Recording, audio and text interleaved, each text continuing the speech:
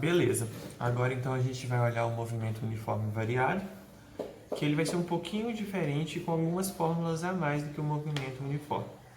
No movimento uniforme a gente viu que possuía duas fórmulas apenas e que o movimento, por ele ter sido considerado uniforme, era um movimento em que a velocidade ela seria mantida a mesma, ou seja, constante durante todo o percurso.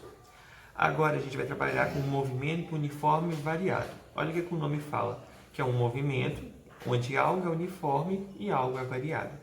Olha, então esse variado está querendo dizer que a minha velocidade ela já não vai poder mais ser constante em todo o percurso. Ou seja, a minha velocidade ela vai alterar com o tempo, seja para mais, seja para menos. O que importa é que a velocidade ela não vai permanecer a mesma em todo o percurso.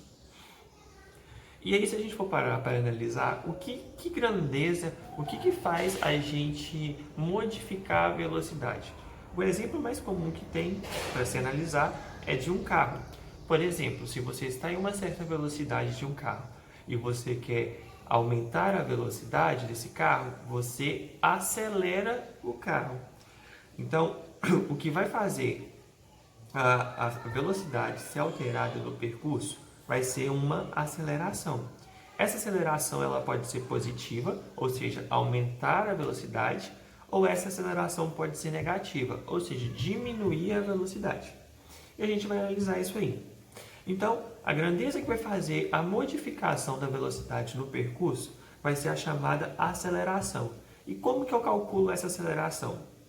Pois bem, a aceleração média, a gente tem a seguinte fórmula, que a aceleração é igual a variação de velocidade pela variação de tempo. Ou seja, o tanto que a velocidade variou e o tempo determinado para essa velocidade variar. Então, vamos supor que a minha velocidade estava 20 metros por segundo e ela foi para 50 metros por segundo. Quanto que variou? Se era 20 e foi para 50, variou 30. E vamos supor que eu demorei 10 segundos para variar essa velocidade. Então, meu tempo é de 10 segundos. E aí a gente vai trabalhar da mesma forma. Velocidade, a gente vai ter metros por segundo ou quilômetro por hora e o tempo em segundo e hora. Só que aí ele pode te dar nessas medidas. Mas a medida que a gente vai trabalhar a partir de agora vai ser metros por segundo da velocidade. Então, olha, por quê? Porque a minha aceleração ela é medida em metros por segundo quadrado. Então, olha, metros por segundo quadrado. Está querendo dizer que eu tenho metros por segundo e segundo.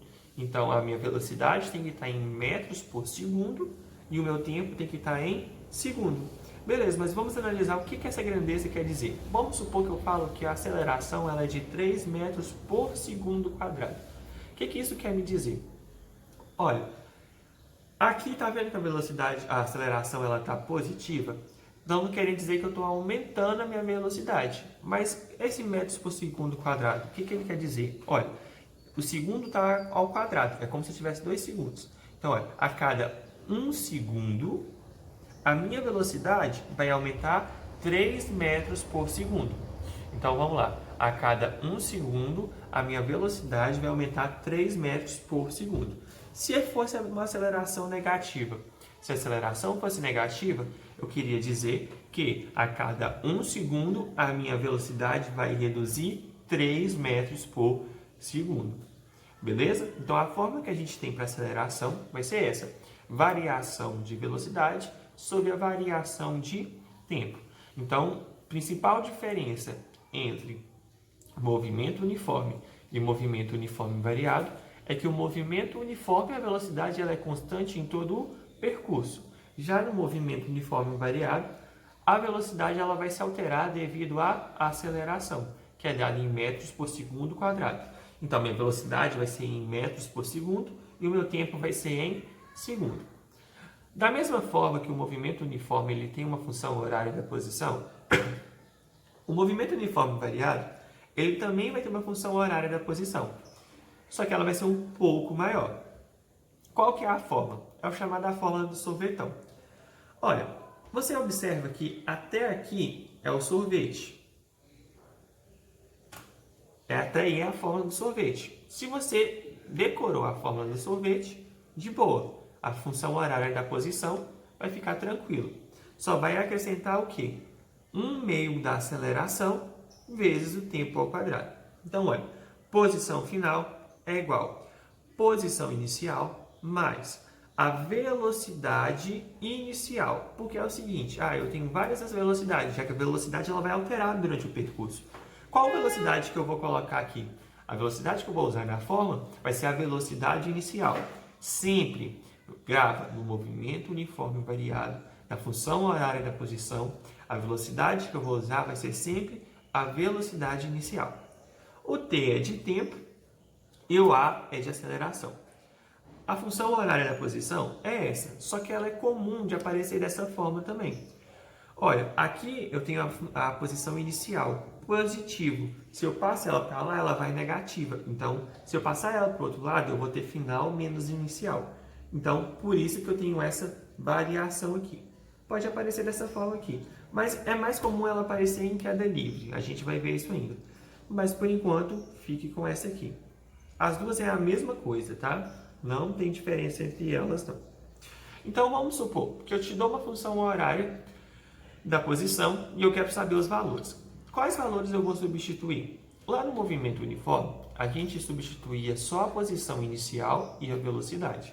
Aqui a gente vai continuar substituindo o valor da posição inicial, da velocidade, só que agora a gente vai substituir também o valor da aceleração.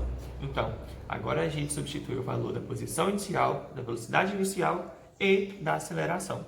Então, vamos lá. Vamos supor que ele te dê essa função horária da posição.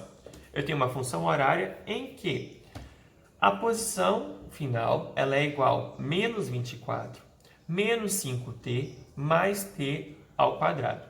Eu quero saber qual que é a posição inicial. Vamos lá na fórmula. Onde que está a posição inicial?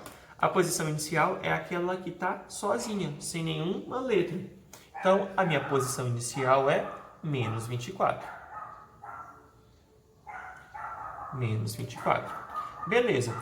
Qual que é a minha velocidade? A velocidade é aquela que acompanha o tempo. Quem está acompanhando o tempo é o menos 5t. E a minha aceleração? Olha, a aceleração, ela quem acompanha o t ao quadrado. Só tem um porém. Essa aceleração, ela está dividida por 2. Olha só, aqui não aparece é porque é 1. Ou seja, a minha aceleração era um valor que, dividido por 2, daria 1. Que número que dividido por 2 dá 1? 2. Então, a minha aceleração é 2 metros por segundo quadrado. Por que 2? Vamos substituir. Olha só, vamos supor que a aceleração seja igual a 2. O que aconteceria? 1/2 de 2 vezes t ao quadrado. 1 vezes 2, 2. Dividido por 2, 1. Então, ficaria só t ao quadrado. E é o que eu tenho aqui. Então, sempre tomando cuidado, porque a aceleração está dividida por 2. Então, pensa assim, a aceleração sempre é o dobro do número que está acompanhando o t ao quadrado. Beleza? Com esses dados, a gente ainda pode observar outras coisas.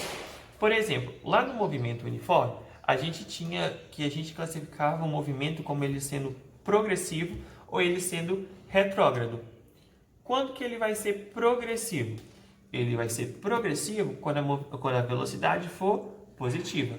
E ele é retrógrado quando a velocidade for negativa. Neste caso aqui, eu tenho que a minha velocidade ela é negativa. Se a velocidade ela é negativa, eu tenho então que ele é um movimento retrógrado. Beleza, então, só lembrando, movimento progressivo e movimento retrógrado. Só que agora no movimento uniforme, além de ser progressivo ou retrógrado, a gente vai ter ainda se ele vai ser acelerado ou se ele vai ser retardado. Se a minha aceleração ela é positiva, ou seja, se ela é maior do que zero, eu falo que o meu movimento ele é acelerado. Porque a minha velocidade ela vai aumentar com o tempo. Se a minha aceleração ela é negativa, ou seja, menor do que zero, eu vou falar que o meu movimento ele é retardado. Porque a velocidade ela vai retardando, ela vai diminuindo com o passar do tempo. Então, basicamente, esses são os conceitos iniciais. A gente ainda tem que ver a função horária da velocidade e ainda tem que ver Torricelli. Mas por enquanto, vamos ficar por aqui.